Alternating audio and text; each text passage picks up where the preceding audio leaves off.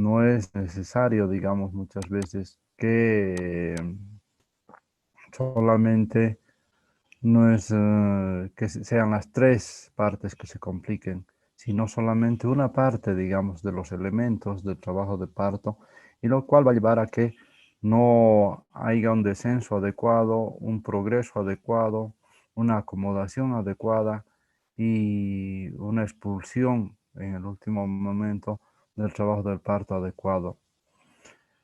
Y vamos viendo nosotros, por ejemplo, aquí en las distocias del motor del parto, que es el útero, puede pasar que cuando está descendiendo la presentación, el móvil del parto, pero por X motivo puede estar disociado el canal, puede estar disociado el motor, puede estar disociado el móvil del parto, y hace de que en algún momento del progreso de este trabajo de parto no descienda el móvil del parto y se quede, digamos, en el progreso, en el descenso, con un reposo, digamos así, donde no va a descender más de 1 centímetro, entonces no modifica bastante, digamos, su progreso de descenso.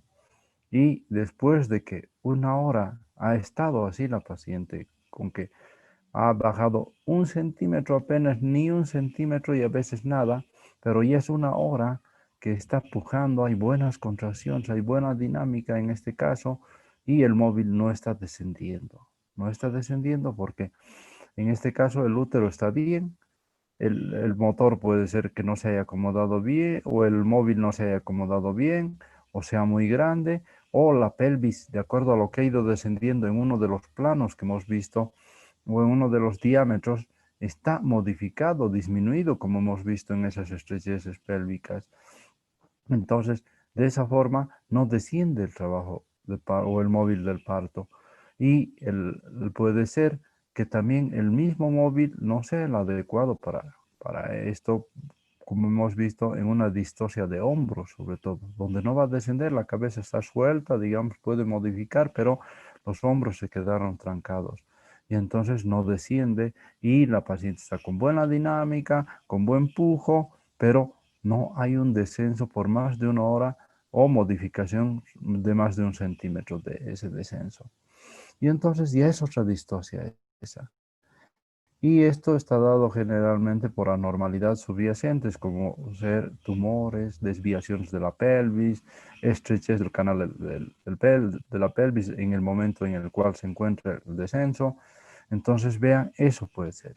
Pero también puede ser que las contracciones no sean las adecuadas, que haya buenas contracciones en intensidad, pero no en frecuencia, o que haya buenas contracciones en frecuencia, pero no en intensidad. Entonces, que no haya un progresivo avance de ambas cosas, digamos así.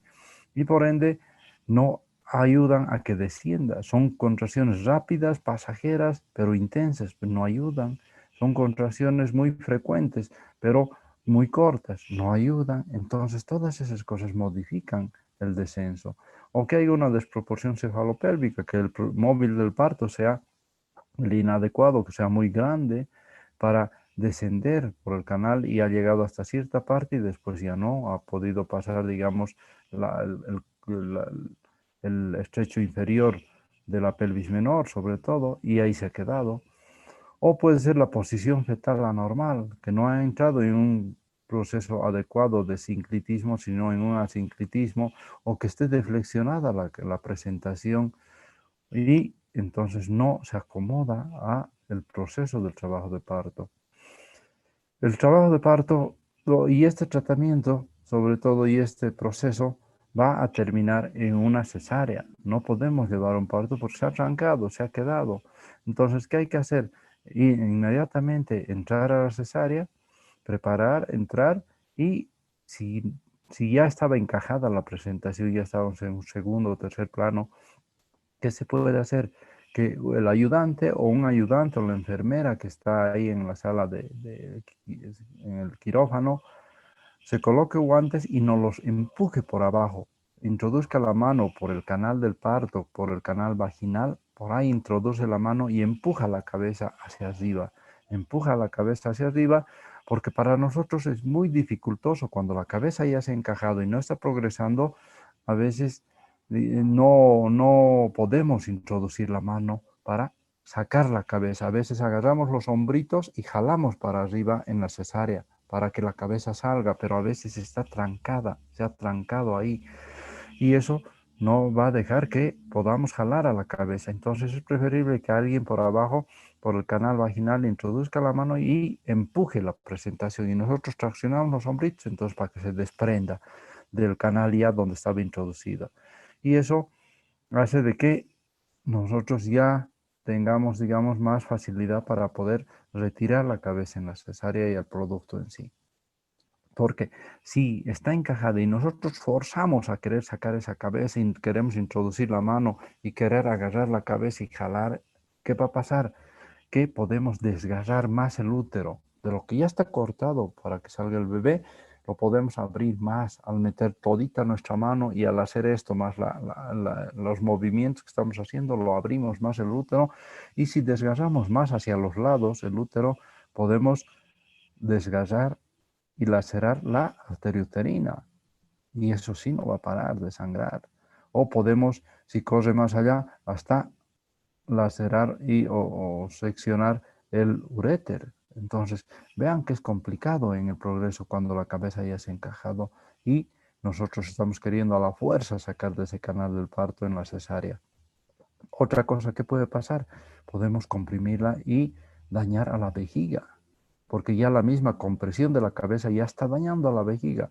Más que nosotros metamos la mano ahí y comprimamos más, la vejiga se va a dañar y se va, digamos, se va muchas veces lacerar o se va a deslustrar en sus capas y eso va a dificultar y la paciente va a empezar a orinar oscuro, sanguinolento, porque hemos dañado la vejiga. Entonces, todas esas cosas hacen de que hay que valorar bien por eso al paciente antes de ver si va a haber un progreso adecuado o no y esperar un trabajo de parto. Entonces, o preferible decidir y hacer una cesárea para no tener este problema propiamente dicho. Entonces, vean que este descenso es modificable, digamos, en el proceso del parto. Cualquier rato se puede distociar y no deja que avance y que progrese adecuadamente el trabajo de parto. Entonces se quedó y ya no bajó más y se quedó en un segundo o primer plano. Ya si quieren ustedes ven de hot, entonces ahí se quedó y ya no bajó de eso como ven aquí en la figura. 0, -1, -2 es la clasificación de Delis que hemos hablado. Entonces ha descendido y se ha quedado en el tercer plano. Espinas ilíacas generalmente en 0. Entonces ahí se ha quedado. O si no, en +1. La cabeza en el de abajo, vean la cabeza sigue abajo o sigue arriba. +1, arriba. O está bajando, digamos, hasta más o -1. O más bien ha bajado a +1 por debajo de las espinas. Y ahí se ha trancado en el misacro subpubiano. Ahí se ha quedado en el estrecho inferior de la pelvis menor. Entonces, vean que ahí se puede quedar donde les he dicho que es más reducido el diámetro del canal del parto.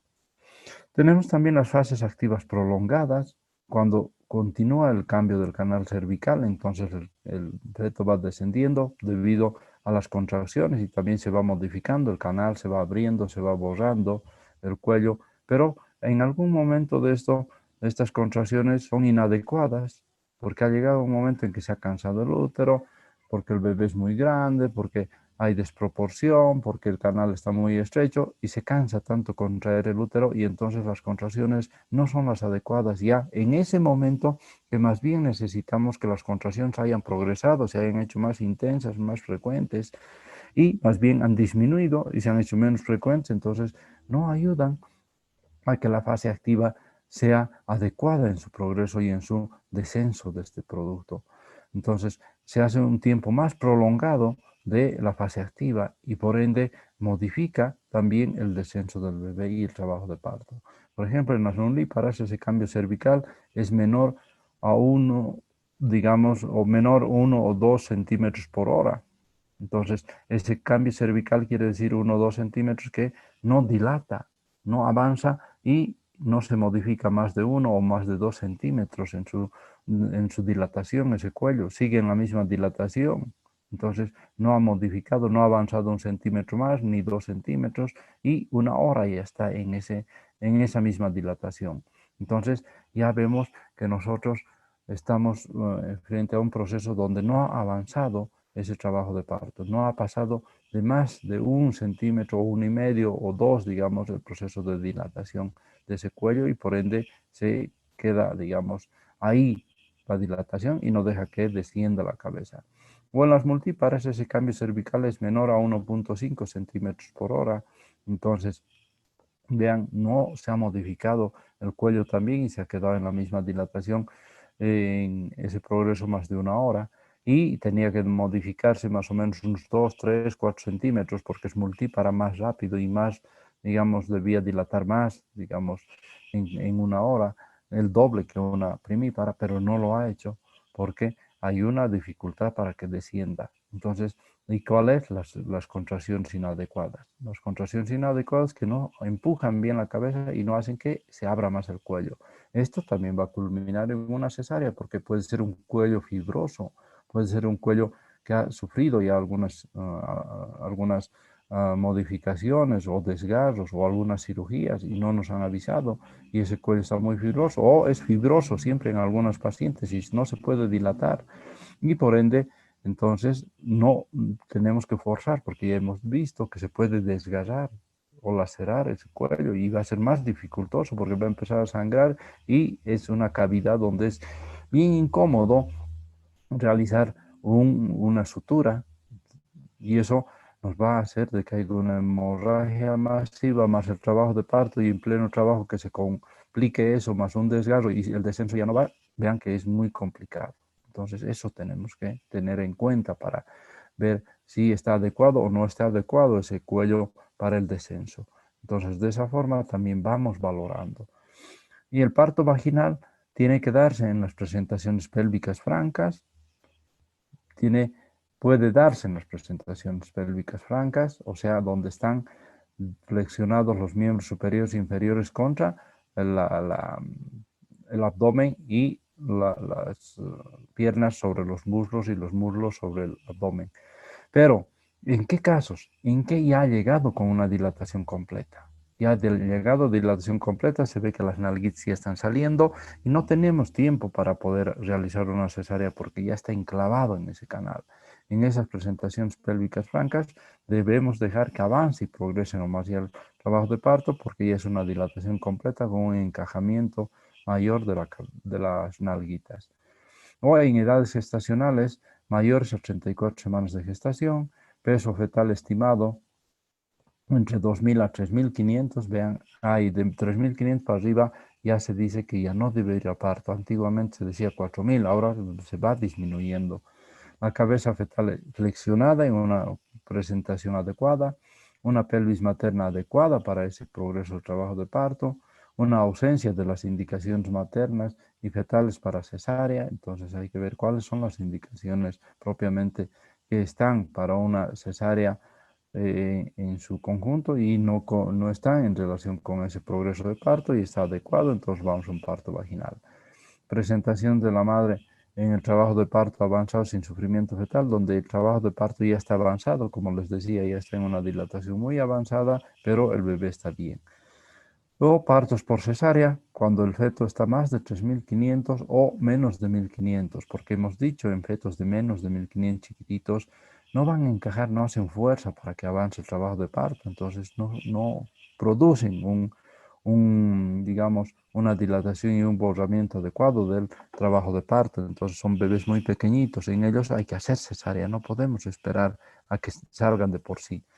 La cabeza fetal hiperextendida o deflexionada, una rotura prolongada de las membranas, más de 6, más de 12 horas, parte de la presentación que no está encajada todavía, está móvil, una primigrávida de edad avanzada, más de 35 años, ya se toma en cuenta, pero normalmente 40, pero no, más o menos, digamos, dentro de la normalidad está dada como 35 años para arriba, una primigravidad añosa, ya se la pone en relación, y una de 40 años peor todavía, peor para un progreso adecuado.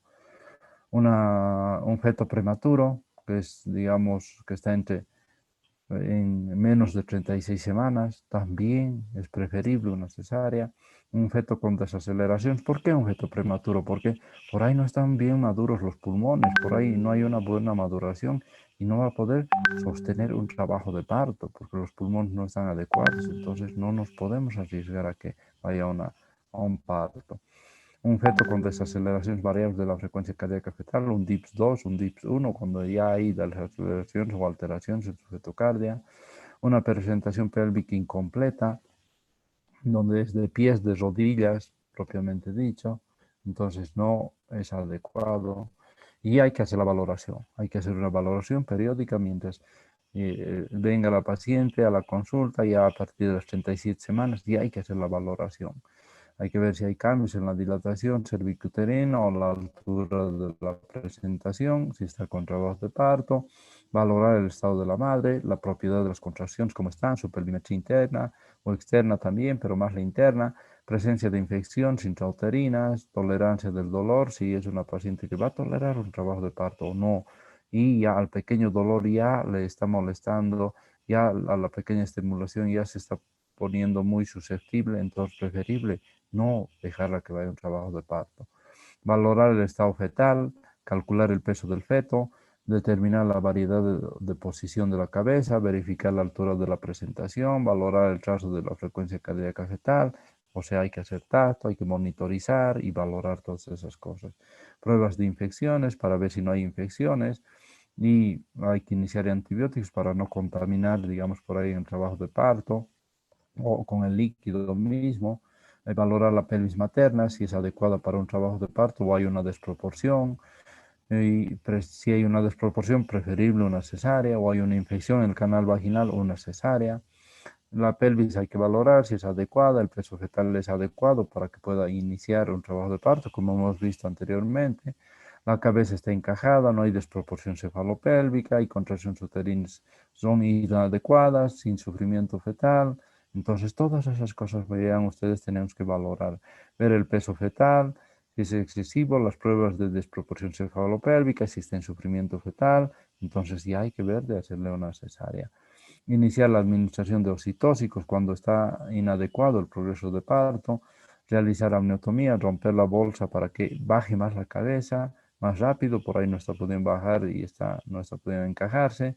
Entonces vamos viendo, digamos, las desproporciones, la actividad del útero, si está adecuada, no está adecuada, ver si con analgesia epidural puede haber un progreso para que sea un parto sin dolor o por ahí no. Entonces vamos viendo eso, valorando, revaloraciones periódicas, ver si se confirma un avance, está avanzando cada hora, cada 2 horas, vamos viendo el trabajo de parto o si que tenemos que administrar oxitóxicos, más oxitóxicos o en su caso disminuir o aumentar la dosis los goteos, digamos así, y ver si avanza un parto vaginal. O si no hay avance, entonces hay que ver de hacer una cesárea, ya sea en la fase 1 o en la fase 2, en la fase latente o en la fase activa, vamos viendo si no está progresando, como hemos visto hace rato, y está habiendo modificaciones, y entonces no está pudiendo avanzar el parto. Lo que ya vimos hace rato también, la distosia de hombros que se puede dar, vean ustedes, ya ha progresado bien, ya la cabecita está a medio salir, pero se trancaron los hombros. En estos casos es una distosia también de hombros, pero ya no podemos aquí, por ejemplo, vean, ya no podemos meter la cabecita hacia adentro, ya no podemos empujarla hacia adentro porque no es adecuado, porque nos va a hacer una infección ya en este caso, porque ya está en la parte externa. Entonces, ¿qué hay que hacer? Vean ustedes, están viendo ahí, hay una campana que está succionando la cabeza. Entonces, esa campanita es con una presión negativa, digamos así, que se utiliza con un bombeo, como una bombita tiene, eso insuflan y agarra la cabeza, se fija la cabeza. Entonces es lo que se denomina vacuum, que se utilizaba antiguamente, ahora no se utiliza casi porque ya se hace cesáreas, nomás había un maestro aquí que fue mi docente, no fue mi docente, sino... ¿Sí? Hola, ¿me escuchan? Hola. Sí, se escucha, Sí, doctor. doctor, se lo Ah, escucha.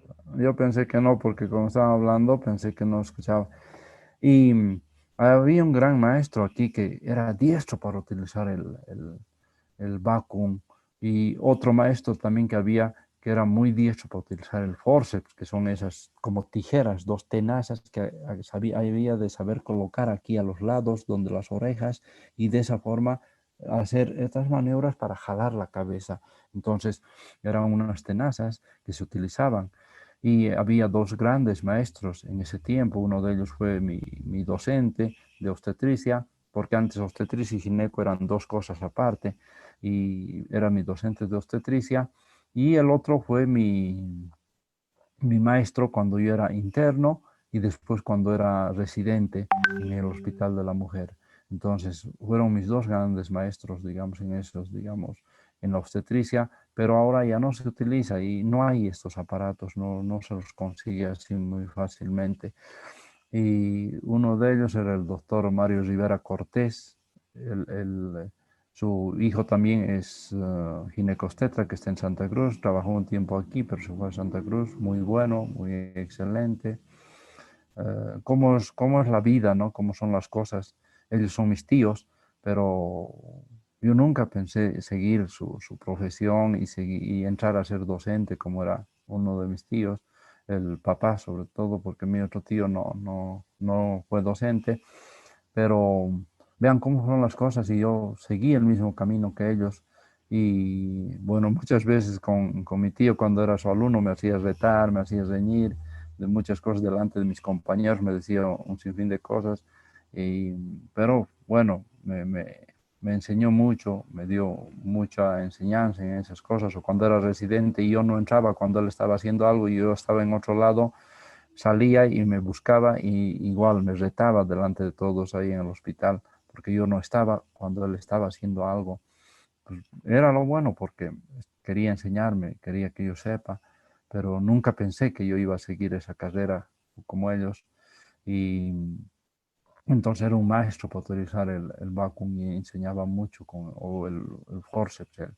Y el otro maestro era el doctor Doria Medina, que, claro, el doctor Mario Rivera falleció.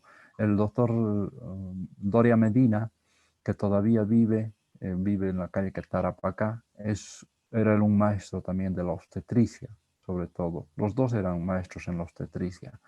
Y él era el que utilizaba este aparato que están viendo ustedes, que es el vacuum. Siempre andaba con su maletincito, como los médicos antiguos tenían un maletín y con eso andaba. Y cuando se trancaba el trabajo de parto ahí en el hospital de la mujer, él sacaba su vacuum de su maletincito, lo acomodaba en una mesita y empezaba a insuflar y agarraba bien la cabecita y con eso como una ventosa lo jalaba al bebé, jalaba, traccionaba, digamos, de ahí de la manguerita y lo estiraba al bebé.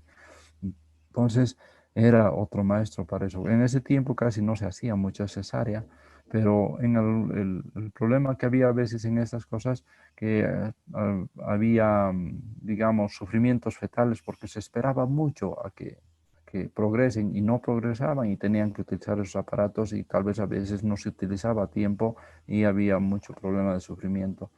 Pero de esa manera ellos manejaban estas cosas. Eran unos maestros, digamos así, en la obstetricia aquí en Sucre, muy reconocidos en su contexto en general.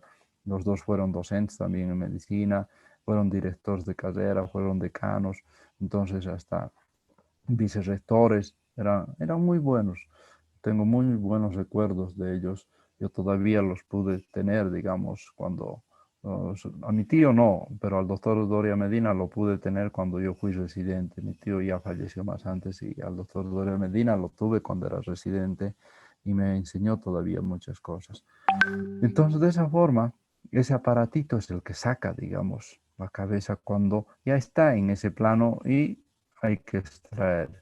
El problema es de que había fracturas de clavícula, no se podía hacer otra cosa más porque a esta instancia ya no podíamos hacer más cosas sino sacar como sea ese bebé y se producía las fracturas de hombros o de clavículas. Vean el hombro anterior, se impacta detrás de la sínfisis del pubis, es una urgencia obstétrica, hay daño fetal muchas veces y muerte también. Se puede trancar el bebé y se asfixia ahí. La frecuencia varía entre 0,15 a 1,7%, digamos, de esta distosia que se va presentando. ¿Y qué factores nos llevan a esas distocias?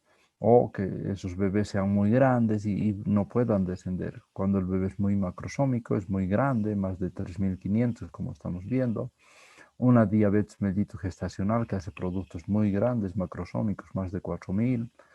Antecedentes de distosia de hombros, cuando los hombros no se encajan. La segunda etapa del trabajo de parto se hace muy prolongada, como hemos visto, o sea, la fase activa. Instrumentación durante el nacimiento, o sea que no haya el instrumental adecuado para poder manejar y extraer a ese bebé en ese momento propiamente dicho. Entonces, son factores de riesgo que tenemos que tomarlos en cuenta para poder modificar y ver una conducta adecuada a seguir y no llegar hasta el último momento y quedarnos así, digamos, con la cabeza ahí afuera, trancada o en medio camino. Entonces, todas esas cosas. ¿Qué complicaciones pueden existir en estas distocias? Fracturas de húmero muchas veces, fracturas de clavícula, lesiones del plexo braquial. En algunas guaguitas nacen y ha habido lesiones por estas fracturas de clavícula y esos bebés ya no mueven más esos brazos, entonces se quedan sin movimiento ya. Hay parálisis, la parálisis de Herf que se llama, le provoca eso, es la lesión del plexo. De 10 a 15% no se resuelven estos problemas. A veces cuando son mínimos pueden resolverse, pero un 10 a 15 es alto, digamos, el índice, vean que quedan con lesión ya. Maternas, tenemos hemorragias posparto porque su útero se ha estirado mucho, ha contraído mucho y se atoniza, se cansa y entonces por lo que se ha estirado mucho también se vuelve muy blando ese útero y se producen hemorragias. O por ahí al salir y eran partes muy grandes que hacen, desgarran, laceran, hacen heridas. Entonces vean que va a haber una hemorragia. Entonces, de esa forma nosotros vamos viendo que hay que valorar bien por eso un trabajo de parto para que no tengamos estas complicaciones que están viendo son muy serias, tanto en la madre, tanto en el bebé, y se nos quede, digamos, después un daño mayor en este proceso de descenso. En una distosia de hombros, ¿cuál es el diagnóstico? Se confirma cuando la presión suave hacia abajo sobre la cabeza no expulsa el hombro anterior desde atrás de la sínfisis del pubis. Entonces, vean, nosotros ya con el hecho de ver que la cabeza es muy grande, a la palpación propiamente de las maniobras de Leopold, ya nos damos cuenta que es muy grande la cabeza, entonces valoramos, si la cabeza está muy grande, los hombros van a ser peor, entonces no van a poder encajar. De esa forma, por eso hay que valorar bien en ese momento. Ya en el otro es de que si la cabeza ya está encajando y hacemos un tacto y está descendiendo paulatinamente, pero empujamos la cabeza y se sube para arriba. Se sube, quiere decir que los hombros no pueden encajar y están trancados. Entonces podemos empujar la cabeza y sube, se vuelve hacia arriba y vemos eso, que no están pudiendo encajar esos hombros porque la cabeza está suelta, pero los hombros se han trancado. Entonces, de esa forma confirmamos que los hombros no van a poder encajar. Puede haber, como ven ustedes aquí, un riesgo de asfixia. La cabeza está en el canal del parto y los hombros siguen arriba. Entonces, ese bebé se está asfixiando. Hay bolsa rota, no hay donde respire, ya tiene que salir esa cabeza, pero está comprimida en el canal del parto.